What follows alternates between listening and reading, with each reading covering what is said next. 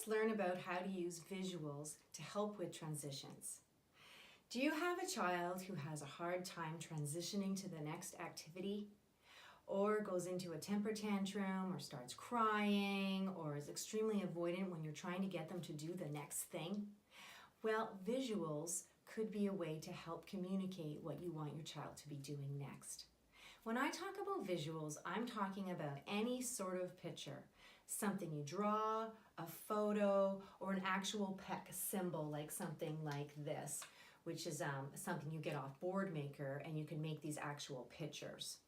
So the first thing I wanted to talk to you about is, why do we want to use these?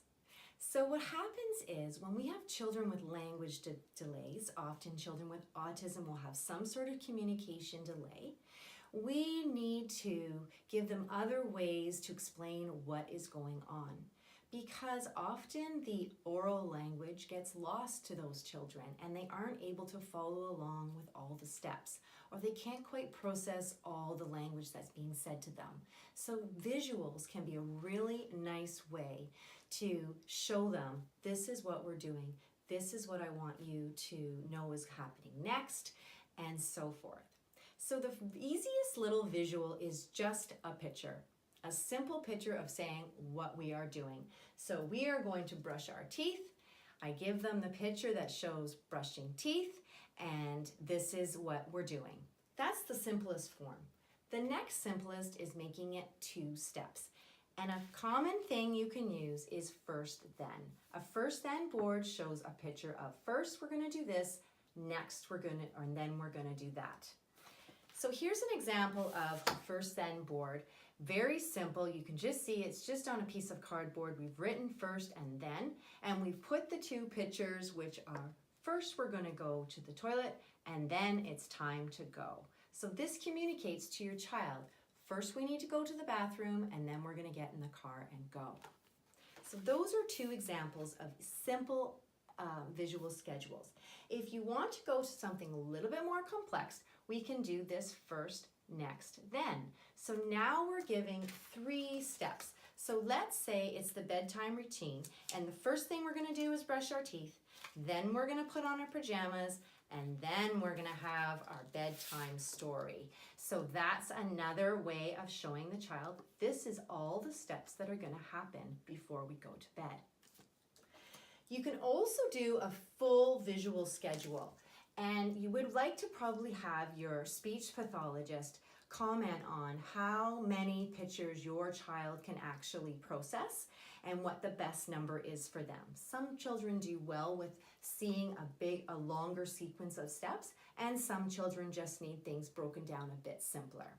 So this visual schedule is actually showing our teeth brushing routine broken down step by step. So first we need to put our toothpaste on our toothbrush, then we need to brush our teeth, then we need to rinse our mouth, then we're going to wipe our mouth, and then we're going to spit in the sink. This I made for a child who had a lot of drool issues, so we wiped his mouth before he spat in the sink. But you can do whatever order works for your child. And then at the end, we just had it all done. You might see down here there's a finished little envelope. And that's because after you do each step, what you can do is take it off so it's finished and place it in the finished envelope so it's done. And then as each step gets completed, you place it in the envelope. You can also have an all done at the end, or if you want to give them a preferred activity, because maybe toothbrushing isn't the preferred, you can put that at the end as well so your child has something to look forward to. If you don't want to go this complex, you don't have to. You can always do hand-drawn schedules. And I am not a drawer, as you can tell, but this was just a little schedule to say, first we're going to go in the car, then we're going to go to the library, and then we're going to read a book. There's also a great little app that's free out right now. It's called Poto, P-O-T-O, and it just takes photos from your camera roll, and you can write text right on it if you want to give a direction or explain what it is. You can do it right on the text and then print out the photo. It's super easy. So there's the scoop on using visuals.